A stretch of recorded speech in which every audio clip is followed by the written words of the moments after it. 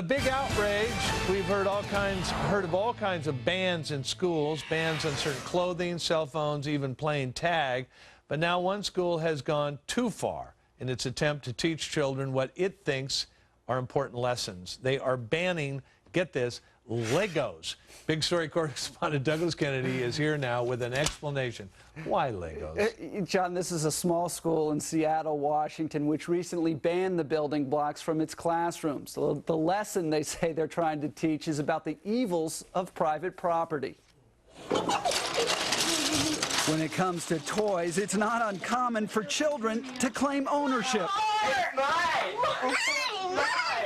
Most psychiatrists say it's a natural stage of child development.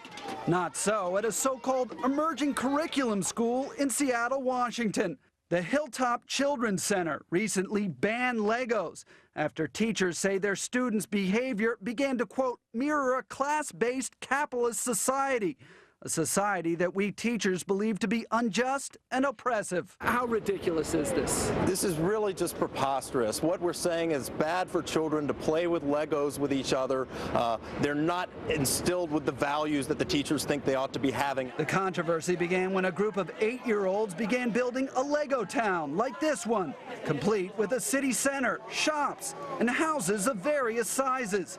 After 2 months of work, teachers became dismayed that some of the second graders were claiming ownership of some of the, quote, cool pieces, and that one child wouldn't let another use Lego Town's airport, which apparently required being in possession of a Lego Town plane.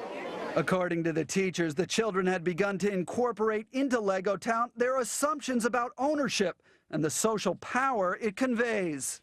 So the teachers say when the kids claim ownership, they are becoming part of the capitalist society, which is bad, they say. What do you say to that? Well, the teachers really here have the explicit intent of indoctrinating these children into common ownership and communist viewpoints. The school says the children have now learned an important lesson, namely that collectivity is a good thing. And they say they have reintroduced Legos to the classroom with new rules. Number one, that Lego pieces can only be owned by a team, not by an individual. Number two, that all structures are public structures.